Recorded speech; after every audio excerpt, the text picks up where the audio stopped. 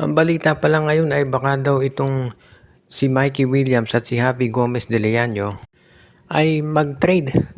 Hindi pa to kumpirmado, no? Pero mukhang yan daw matunog na mangyayari at ibibigay na raw ng convert si Mikey sa Magnolia kapalit naman ni Javi Gomez de Leano. Meron tayong mga nababasa sa social media na nagsasabi na parang fair trade naman yan.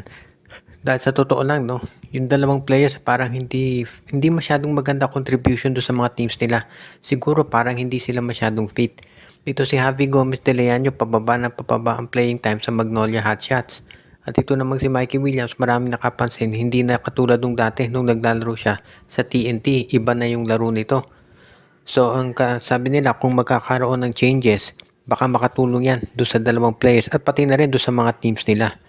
Kung mapupunta kasi si Mikey Williams sa Magnolia, magkakaroon sila ng isa pang point guard na pwede rin shooting guard na magdadagdag sa scoring para hindi sila laging umaasa kay Jerome Lastimosa. Ito naman si Javi Gomez de Leano, syempre magiging mas komportable yan sa Converge dahil nandun yung kanyang kapatid na si Juan Gomez de Leano. Plus, spot up shooter ito si Javi Gomez de Leano, so bagay yan doon sa Converge, especially kung totoo yung balitang matitrade na si Alex Stockton. Kaya nga sa ngayon mukhang kung sakali itong trade na to matutuloy, sa tingin ko one-on-one papayagan na yan ng PBA. Yes, medyo may edad na si Mikey pero ang taas ng value pa rin ito dahil alam natin, Rookie of the Year yan, nag-finals MVP pa. So mukhang ito na talaga yung trade na posibleng mangyari. At alam natin na maraming ang problema dito sa Converge ngayon. Hindi puro sunod-sunod na yung talo nila kaya kailangan talaga na magkaroon na ng adjustment dito sa kanilang game. Kaya sa tingin ko, ito na talaga ang mangyayari ngayon. At yung diskusyon na yan, yung trade na yan, posible talaga na mangyari at siguro mukhang sa tingin ko talagang babagayan doon sa dalawang teams na involved. Samantala naman, ang balita natin, baka raw itong Bay Area Dragons ang susunod na imbitahan ulit ng PBA.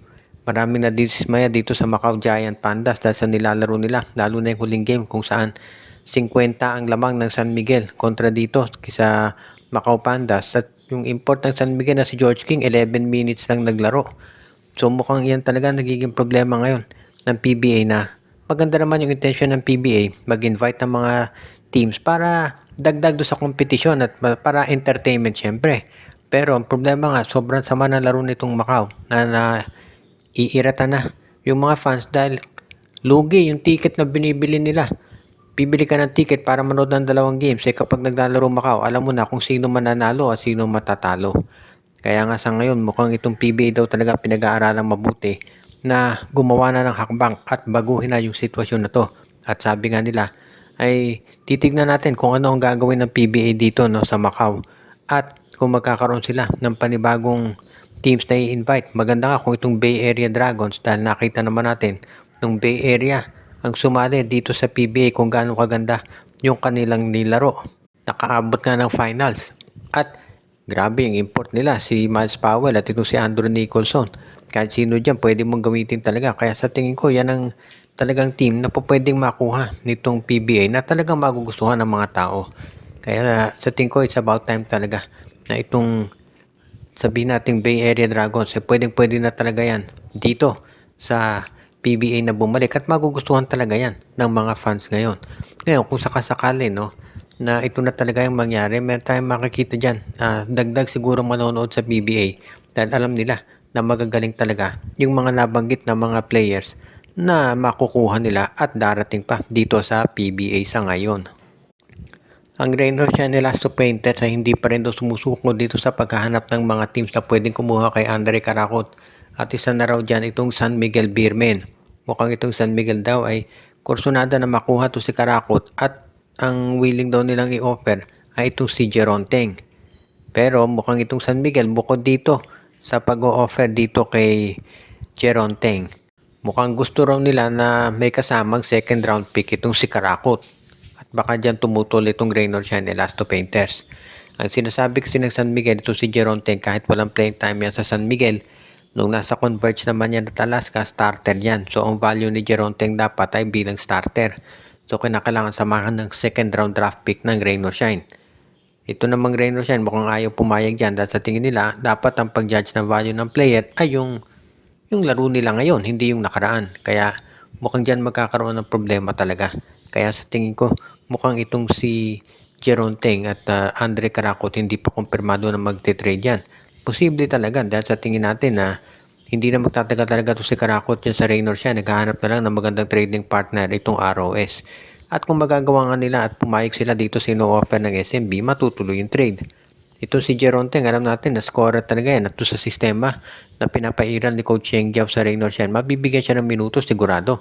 Nakita naman natin si Coach Cheng, lahat ng players niya binibigyan talaga ng oportunidad na umiscore. Kaya nga mukhang bagay talaga yan para dito sa Raynor siya ni Lasto Painters.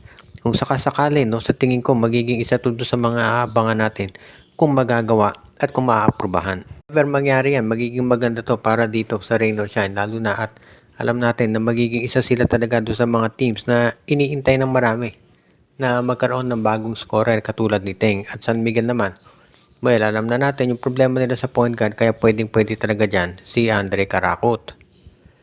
May mga lumabas na balita ngayon, no, na ituro si Alex Stockton na baka mag-request ng matrade mula sa Converge FiberXers.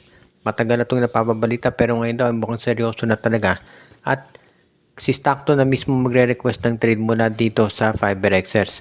Kung napansin niyo yung production ni Stockton ay bumaba na dito sa Converge. Actually, ang totoo niyan, no, ever since nung nakuha nila si Juan Gomez de Leano, bumaba na yung production nitong si Stockton. Dahil nga alam natin na dati si Stockton yung main scorer at main point guard nila. Pero dahil nakuha nga to si Juan Gomez de Leano, siya na yung naging top scorer nila. Dahil siyempre, nakita naman natin yung kalibre ni JGDL. Kaya yan talaga ang ginagamit ni Coach Pineda. Dito naman si Stockton, pwede na yung matrade sa ibang team. Baka mapunta yan sa ibang koponan. Example, sa Converge, sa TNT rather, baka dyan siya i-trade ng Converge. Pwede rin na sa Titan Ultra. Lahat ng teams actually makikinabang kung makukuha nila si Stockton pero magkakatalo yan kung sino yung i-offer na kapalit. Siyempre si Coach Delta Pineda ang gusto naman yan, masusulit yung trade nila dahil si Stockton starter yan dati at of course alam natin na kaya-kaya niya umiscore ng 20 puntos kung gugustuhin. Kaya nga itong lineup ngayon ng Converge FiberXers at yung management nila nakikipag-usap na sa ibang teams tungkol dito sa posibilidad nga na makakuha ng iba pang mga players. Kung sakasakali na ma-acquire nila o magagawa ng paraan itong si Alex Stockton na ma-trade, sigurado ng TN ng Converge FiberXers hindi naman papalugi dyan at gagawin nila ang lahat para masiguro si Stockton talaga ay mapupunta doon sa team kung saan magiging maganda yung resulta para sa kanila. Kaya yan yung masasabi natin talaga na magiging isa doon sa mga solid na options dito sa TNT. Lalo na pagdating dito sa pakikipag-trade para dito kay Alex Stockton.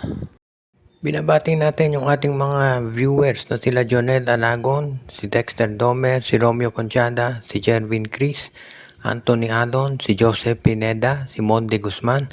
Binabati din natin si Ronald Berbosidad, si Katsakino Dokusin, si Judy Villarosa. Binabati din natin si Anthony Alon, si Ireneo Salangsang, si Edwin Carmona Jr., si Malyari Mascarillas at ang iba pa.